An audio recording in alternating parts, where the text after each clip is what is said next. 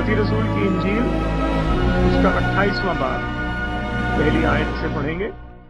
और सबत के बाद हफ्ते के पहले दिन पौ फटते वक्त मरियम मगदलीनी और दूसरी मरियम कब्र को देखने आई, और देखो एक बड़ा भौचाल आया, क्योंकि खुदावंद का फरिश्ता आसमान से उतरा और पास आकर पत्थर को लुढ़का दिया और उस पर बैठ गया। उसकी सूरत बिजली की मानिंद थी और उसकी पोशाक बर्फ की मानिंद सफेद थी, और उसके डर से निगहबान कांप उठे और मुर्दा से हो गए। फरिश्ते ने औरतों से कहा, तुम न डरो, क्योंकि मैं जानता हूं कि तुम यीशु को ढूंढती हो जो मसलूब हुआ था। वो यहाँ नहीं है, क्योंकि अपने कहने के मुताबिक जी उठा है।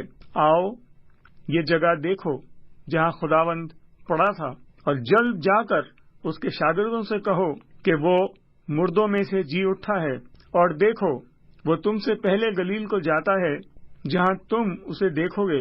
देखो मैंने तुमसे कह दिया है। और वो खौफ और बड़ी खुशी के साथ कब्र से जल्द रवाना होकर उसके शागिर्दों को खबर देने दौड़ी।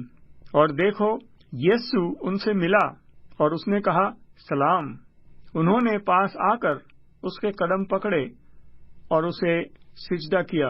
इस पर यीशु ने उनसे कहा, डरो नहीं, जाओ मेरे भाइयों को खबर दो कि गलील में चले जाएं, वहां मुझे देखेंगे।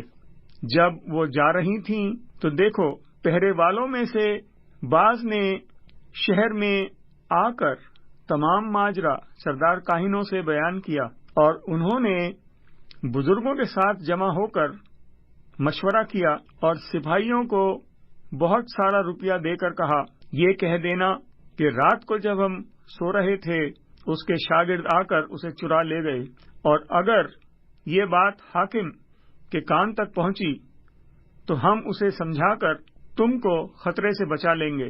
बस उन्होंने रुपया लेकर जैसा सिखाया गया था वैसा ही किया, और ये बात आज तक यहूदियों में मशहूर है।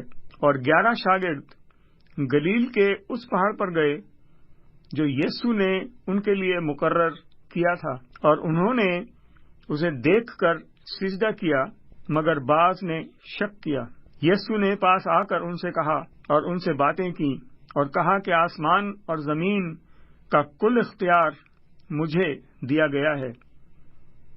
बस तुम जाकर सब कौमों को शागिर्द बनाओ और उनको बाप और बेटे और रूह कुदस के नाम से बपतिस्मा दो, और उनको ये तालीम दो कि उन सब बातों पर अमल करें जिनका मैंने तुमको हुक्म दिया।